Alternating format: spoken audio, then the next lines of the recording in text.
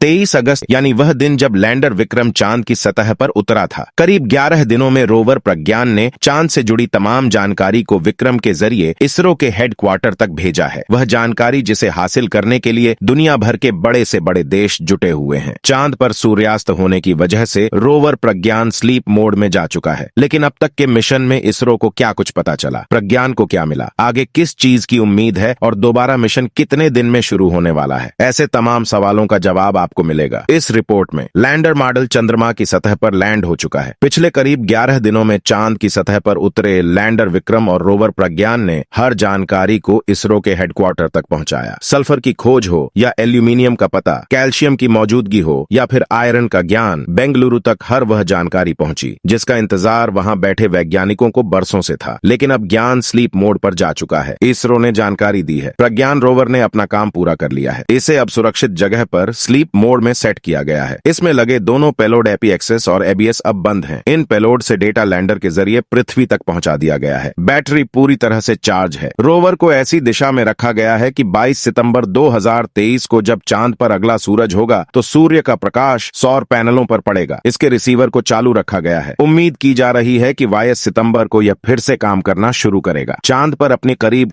11 दिन की जर्नी के बाद रोवर प्रज्ञा स्लीप मोड में है। ऐसा इसलिए क्योंकि वैज्ञानिकों के मुताबिक चंद्रमा पर 14 दिनों तक रात और 14 दिनों तक सूरज रहता है। 14 दिन की इन रातों में तापमान 200 के नीचे चला जाता है। ऐसे में प्रज्ञान की हिफाजत के लिए इसे स्लीप मोड में डालना जरूरी है। चंद्रमा पर लैंडिंग के करीब 14 घंटे बाद इसरो ने रोवर के चंद्रमा पर उतरने की पुष्टि की थी। अब तक के सफर में रोवर प्रज्ञान ने लैंडिंग पॉइंट से करीब 100 मीटर की दूरी तय कर ली है। 1 सेंटीमीटर प्रति सेकंड की रफ्तार से रोवर प्रज्ञान ने चंद्रमा पर सफर किया है, जिसके बाद 100 मीटर की दूरी तय करने में उसे करीब 14 दिन लगे। विक्रम लैंडर ने चंद्रमा के उस डार्क जोन में एंट्री ली है जहां दुनिया का कोई भी देश नहीं पहुंचा है। इसीलिए रोवर प्रज्ञान की लैंडर विक्रम के जरिए आई हर जानकारी पर दुनिया भर के वैज्ञानिकों की नजर है। पहली कामयाबी, चांद पर भूकंप का पता। इसरो ने बताया कि चंद्रमा 3 के विक्रम लैंडर पर लगे instrument of lunar seismic activity यानी आईएलएस से पेलोड ने चंद्रमा की सतह पर भूकंप की घटना को रिकॉर्ड किया। दावे के मुताबिक यह भूकंप 6 अगस्त के करीब आया होगा। दूसरी कामयाबी, चांद पर सल्फर की पुष्टि। इसरो के मुताबिक रोवर यान के जरिए मिली जानकारी से चांद के साउथ पोल पर sulphur, aluminium, calcium, iron, chromium और टाइटेनियम के होने का पता लगा है। इसके अलावा चांद पर मैग्नीज, सिलिकॉन और ऑक्सीजन भी है। तीसरी कामयाबी, चांद पर प्लाज्मा मिला। इसरो के मुताबिक लैंडर विक्रम के जरिए उन्हें तमाम जानकारी हासिल हो रही है, जिसमें से एक साउथ पोल पर प्लाज्मा की खोज है। इसरो वैज्ञानिकों की माने तो लैंडर विक्रम में लगे रंभा एलपी ने चांद पर प्लाज्मा के होने की खोज की है। चौथी कामयाबी, साउथ पोल पर तापमान। इसरो की माने तो चंद्रमा के साउथ पोल पर अलग अलग गहराई के गड्ढे हैं और अलग अलग गहराई के तापमान में काफी अंतर है। साउथ पोल की सतह पर जहां तापमान 50 डिग्री सेल्सियस है, वहीं एमएम की गहराई में 10 डिग्री सेल्सियस तक का तापमान है। प्रज्ञा रोवर में लगे सेंसर अब तक के सबसे बेहतर सेंसर कहे जा रहे हैं। इसका सबूत है 27 अगस्त को प्रज्ञान का एक सीधे रास्ते से गुजरते हुए तुरंत अपनी दिशा से मुड़ना। इसरो के मुताबिक प्रज्ञान को उस रास्ते पर 4 मीटर के गड्ढे के होने का पता लगा, जिसके बाद प्रज्ञान ने खुद अपना दूसरा रास्ता चुना। इस वक्त प्रज्ञा स्लीप मोड में है, लेकिन वर्किंग है। उम्मीद की जा रही है कि 22 सितंबर को जब चंद्रमा पर सूरज की पहली किरण पड़ेगी, तब प्रज्ञान फिर जागेगा और चांद की सतह से जुड़ी जानकारी को इसरो हेडक्वार्टर तक भेजेगा। और आप हमारे चैनल को सब्सक्राइब कर लें, जिससे आने वाली वीडियो आप तक पहुंचे। तब तक के लिए धन्यवाद।